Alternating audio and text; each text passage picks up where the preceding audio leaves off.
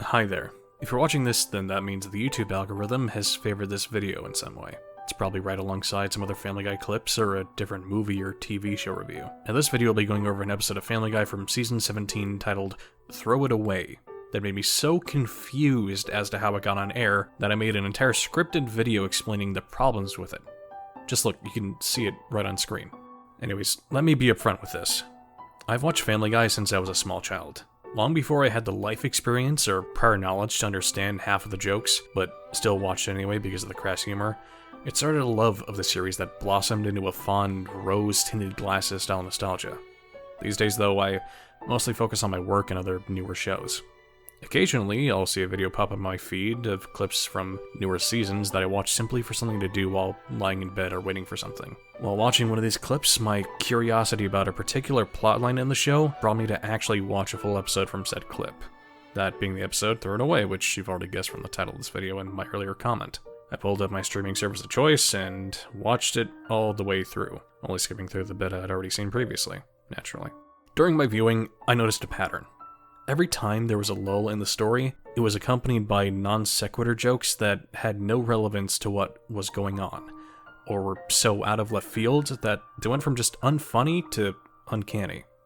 It was as if the writers wanted to do everything in their power to keep the viewer's attention, like they were goading me on to see what would happen next. This usually resulted in jokes like, Stewie tries to throw away ribbons but doesn't want to throw any away, so Peter comes in to see what he's doing. He shoots Peter with a crossbow, and Peter reveals he wanted a ribbon for a gift for Stewie. If that sounds unfunny out of context, then I can firmly assure you it wasn't comedic in context either. Most of the episode's jokes go like this. A situation that's completely normal gets thrown out of the window by some random element that feels entirely out of place from the scene in an attempt to make the viewer question what they just saw.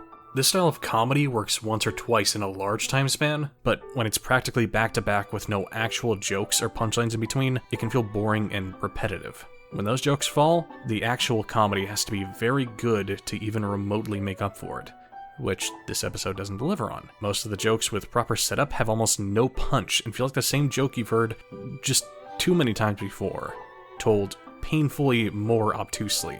In a show about comedy, the main thing you don't want is for your viewer to see the punchline coming, which is the main reason for these types of right hook jokes where the punchline is so ridiculous, it's not even a punchline and more of a random event that tries to make the shock part of your brain force a laugh.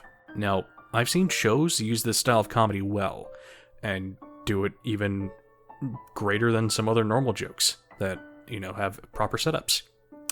But, well, this particular episode encapsulates everything that could go wrong while attempting it. It's like that one kid you knew in school that always tried to be random because they thought it'd be funny, but only served to embarrass themselves in front of everyone. We all knew that kid, or if you didn't, you probably were that kid. Sorry to be the bearer of bad news. Now let's switch gears a bit to the plot. The most basic synopsis I can give is that Lois gets a book about decluttering, she takes it too far and goes crazy, then becomes normal again at the end. Yeah, basic. Not an engaging plot, but it's a plot. Now, usually in Family Guy, the plot serves to be a vessel for the comedy rather than a driving force behind everything. This episode feels like an inverse of that formula. Many of the jokes are dragged out to the point of being grating on the ears until the next story beat, which makes the majority of the episode feel like filler, because the spans between actual plot taking place are naturally much longer than the plot itself because of the way the show is formatted. Now, this might be more acceptable if the plot itself was actually good, but since it's so bare bones and it's a Lois episode, I mean, what do you expect? It doesn't really work. Now, going back to said comedy aspect, the thing we were talking about before, let's have a little chat about callback jokes. A callback is, for those unaware, when a joke is made early on in the episode and then it's later repeated with a twist near the end. Usually a callback has some in-between time to add effect to the joke and make the person watching it go, I remember that. Yeah, I knew that was coming because it was a joke and it came at the end. Yeah. But this episode doesn't do that. Or at least not correctly. It makes callback jokes almost as soon as the first one ends, and leaves it at that. No time for build-up, no time for the joke to simmer, just 1-2 callback. Now, if you've been watching this far in, you'll have no doubt noticed a bit of a pattern. The jokes are done incorrectly. Not that they're in poor taste or that the premise wasn't good, they're just fundamentally wrong.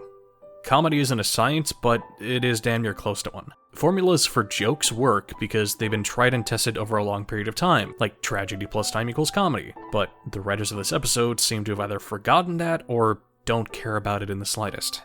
It feels like the embodiment of filling time while just trying to make it good enough to get on air, which is a symptom of all serialized shows. Just look at any other show that's been running for more than 10 seasons, and it'll be clear as day.